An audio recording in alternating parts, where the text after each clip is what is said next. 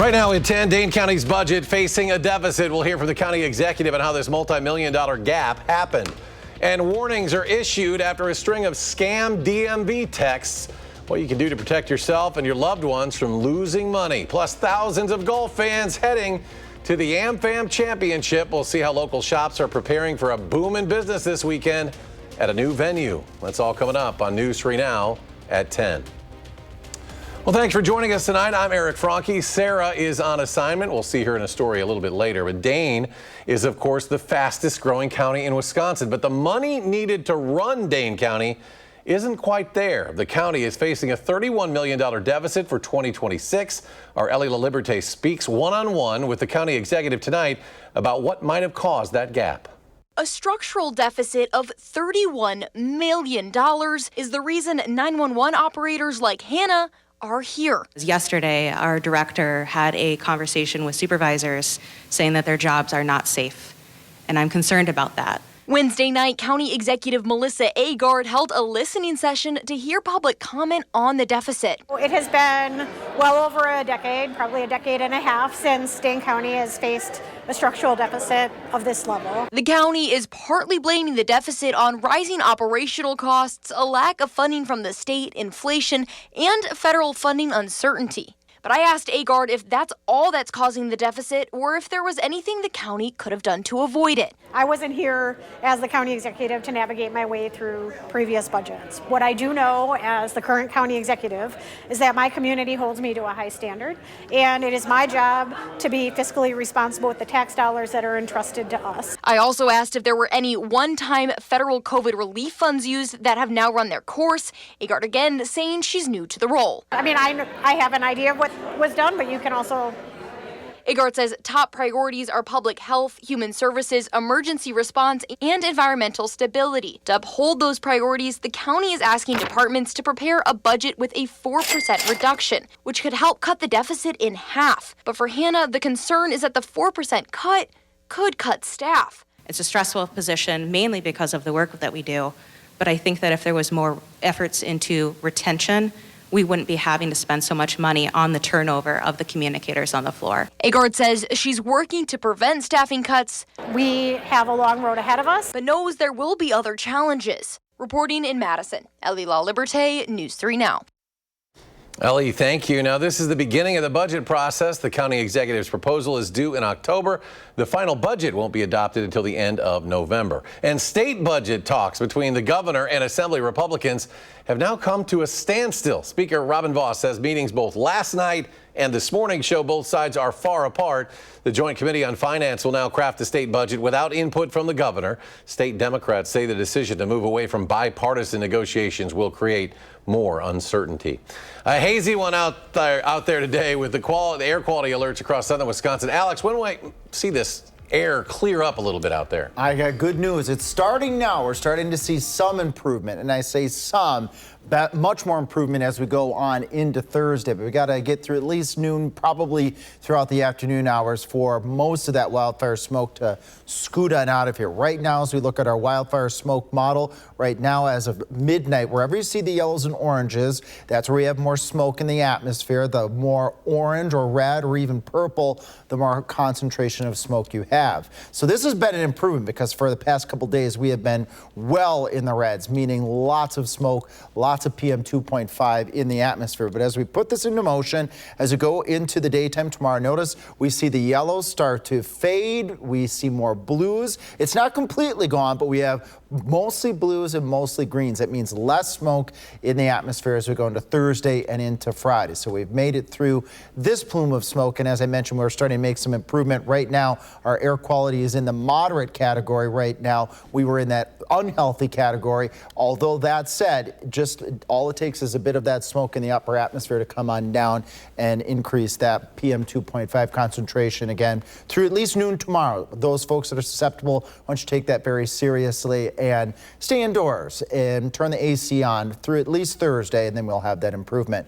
Coming up in Maine weather, though, after we move beyond our air quality conditions and concerns, then we move towards rain chances. I will give you a glimpse of what Sunday's rain chance is going to look like because it's the highest one in the next 7 days. Alex, thank you. The Sun Prairie Police Department is actively investigating alleged criminal activity involving inappropriate relationships with school district staff there. According to a press release, the staff members allegedly involved were placed on administrative leave, and the Sun Prairie School District is cooperating fully with this investigation.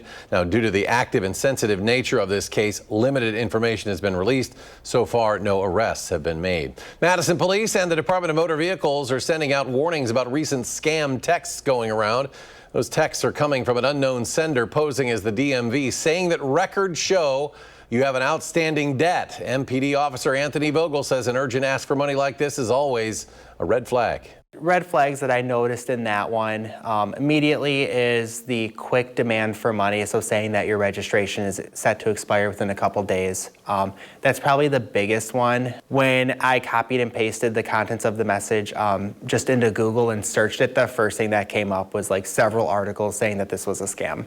Right now, MPD does not know who is sending these texts or if they're sending them to a targeted demographic. If you do fall for the scam, important to contact your bank and officials to protect your information as much as you can. It's very likely you or someone you know had their Facebook account hacked at some point, but what can you do to prevent it from happening? Well, cybersecurity experts say the number one thing you can do to protect your account is set up two-factor authentication.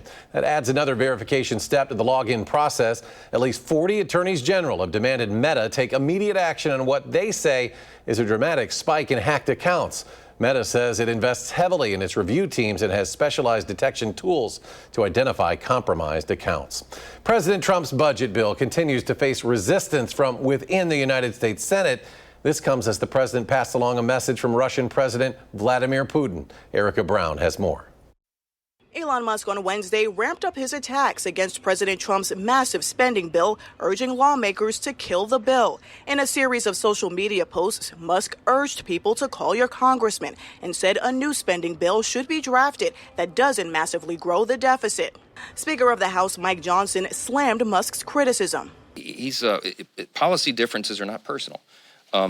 I think he's flat wrong. I think he's way off on this, and I've told him as much, and I've said it publicly and privately. I'm very consistent in that.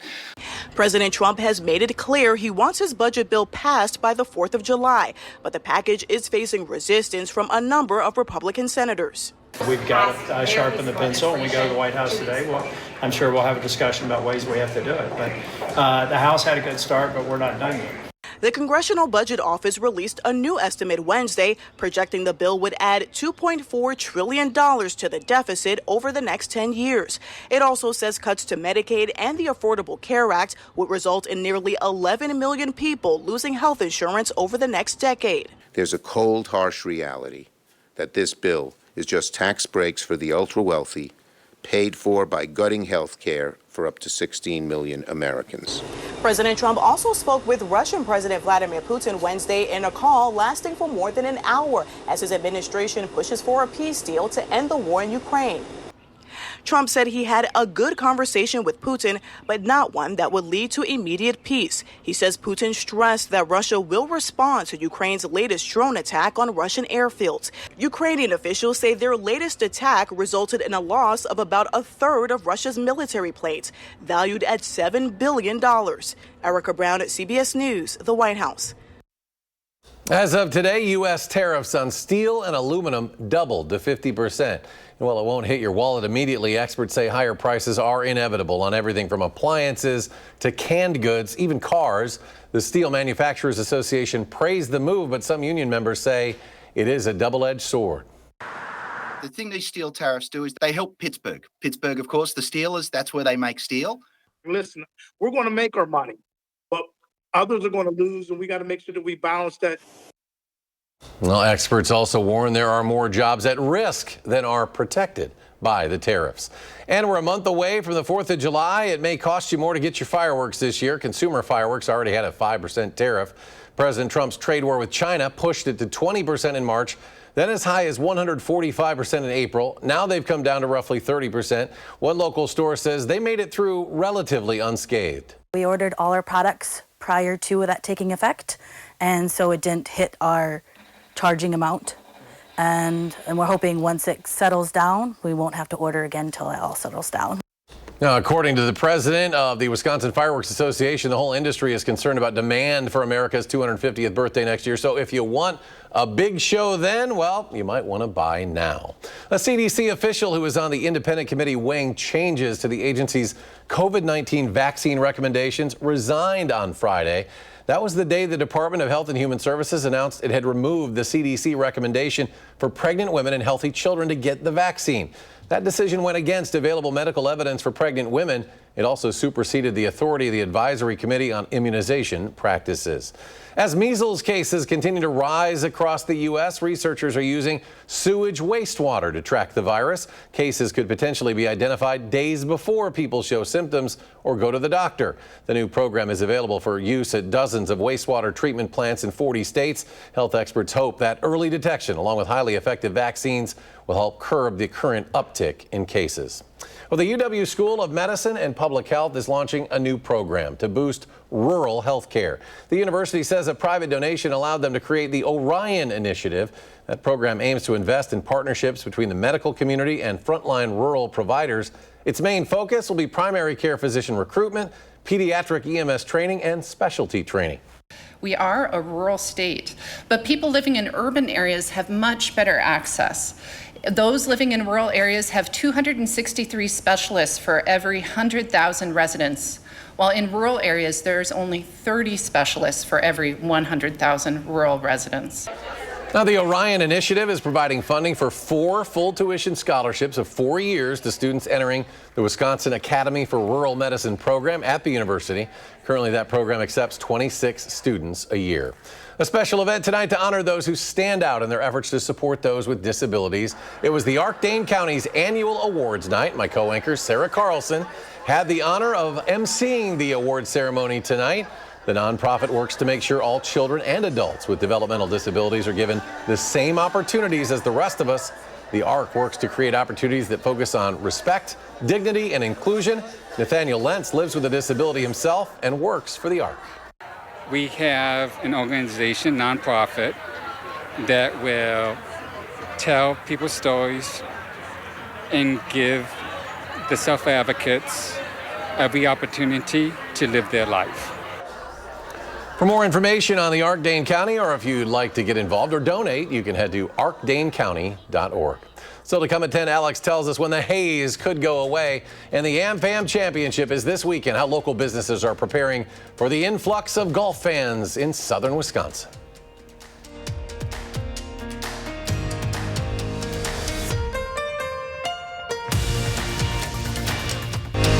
You're watching News 3 Now at 10.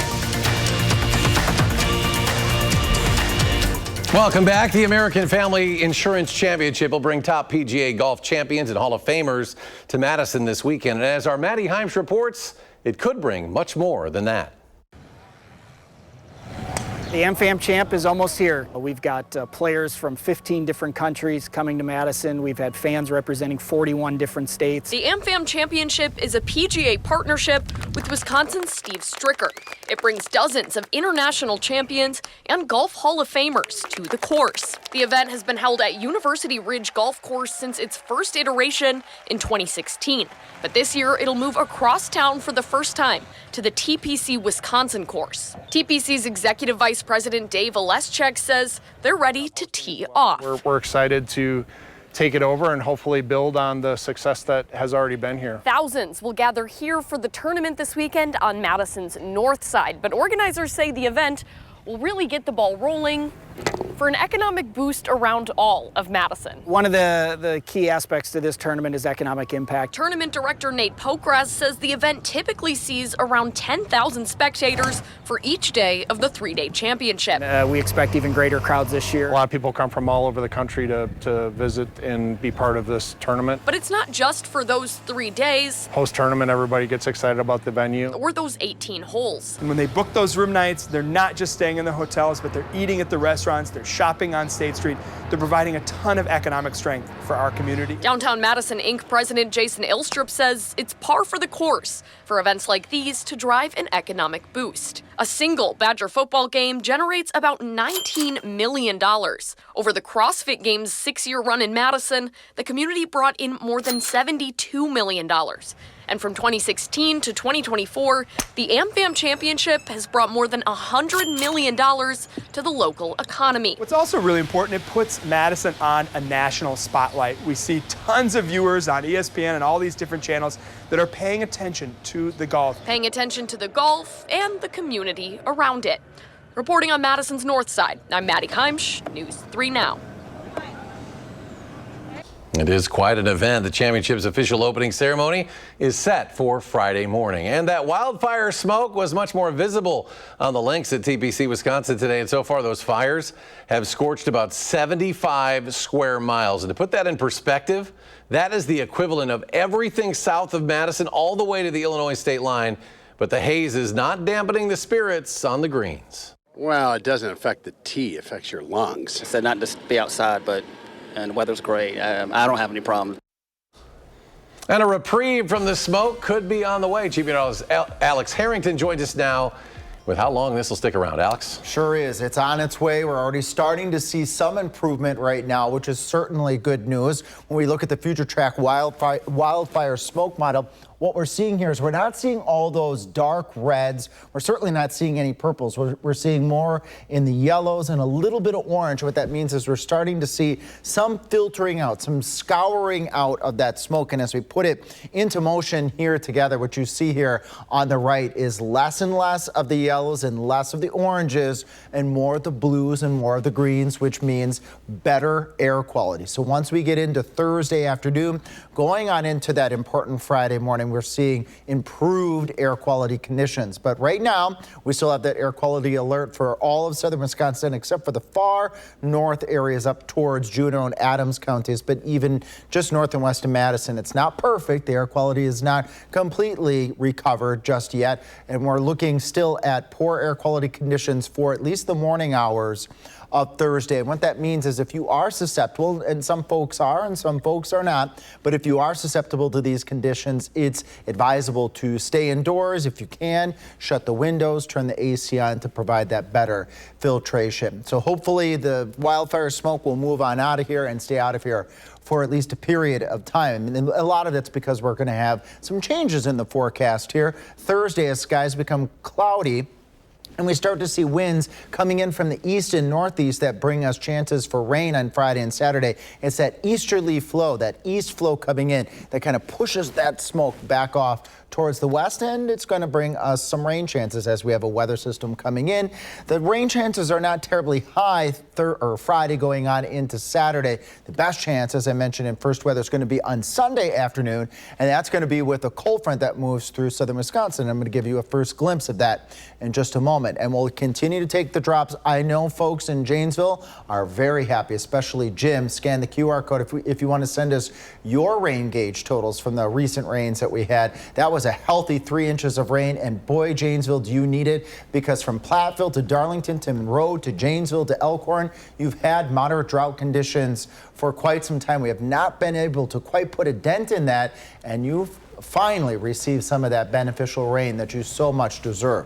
74 on Saturday with a slight storm chance. Better chances are on Sunday. Here's how that pans out. That front comes through right around the noon hour, and while we have good chances for showers and a couple thunderstorms, this is also good news from a severe weather perspective. This isn't a front coming through late in the day or in the evening, so the severe weather threat is very low to zero. And as we go into Monday on the backside, we'll have some pop-up showers and thunderstorms that will continue to add to the drops. 50s tonight, and high temperatures as we go into Thursday will be in the upper 70s to right around 80 degrees, and carrying forth temperatures staying pretty temperate for this time of year. We warm up, Eric, a little bit later in the week next week, and the humidity will turn back on. Looks pretty good, Alex. Thank you. And we'll be right back with a championship run from UW Whitewater. Stay with us.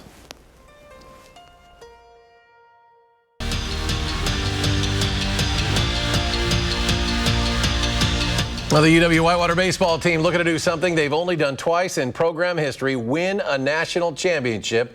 Now, yesterday, they took the first game in a best-of-3 against Messiah, 18-3, leaving them just one win away from a title. And the Warhawks would start the game out strong once again, top of the first, 2 on.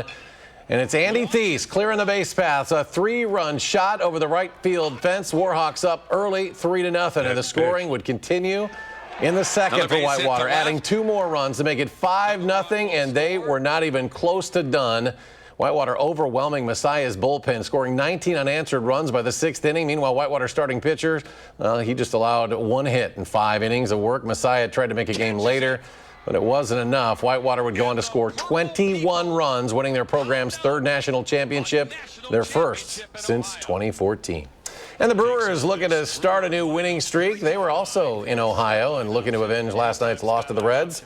Scoreless, top of the 3rd, Andrew Monasterio hits an RBI single. Crew goes up 1-0. Then in the top of the 5th, Jackson Churio, a 2-run bomb to right field, his 10th of the season. Brewers up 3-0, and they kept piling on as well. Daz Cameron right here. He's going to go yard. 2nd 2-run homer of the game. That extends the lead to 4. And Isaac Collins would put the game away in the 9th 3-run blast. Brewers take the series in Cincinnati. Final score today was 9-1. Now that's it for sports. Alex is back. Final quick check of the forecast when we return. On News 3 Now this morning, celebrate all things cycling. We'll talk to the organizers of Madison Bike Week and learn more about the events in store over the coming days. Well, a hungry elephant caused havoc in a grocery store in Thailand. Trust me, you never want to see this when you're going into the grocery store. He simply strolled in from a nearby national park and started helping himself to produce on the shelves. The elephant actually didn't waste a lot of money here, though. Chomped down 9 bags of sweet rice crackers, a sandwich, and just a few bananas. $25 worth of food is all that he ate. He's a familiar sight, actually, on the fringes of the nearby national park and has been known to actually even enter people's houses in search of food. He's friendly. He does well with the ceiling, too. You know, he didn't take the ceiling tiles out or anything. Yeah. Well, Alex is back. Final check, and we're all talking about air quality these last few days. The air quality is going to improve as we go over the course of the next 24 hours. And even some improvement tonight. There's still that haziness out there. Moderate levels of PM 2.5 in the atmosphere right now. A little bit not so great off towards the east, towards the Milwaukee area. But we will see improvement as we move forward here over the course of the next 12 to 24 hours. You see a lot of the yellows turning into blues and greens, and that is the filtering out of that smoke as we move into Thursday, and then we turn our attention to rain by the time we get to Sunday. All right, Alex, thanks. And thanks for watching News 3 Now at 10. Coming up is The Late Show with Stephen Colbert as he welcomes in Mark Hamill, our next newscast. Coming up tomorrow morning starting at 4:30. You can always find us streaming 24/7, channel 3000+.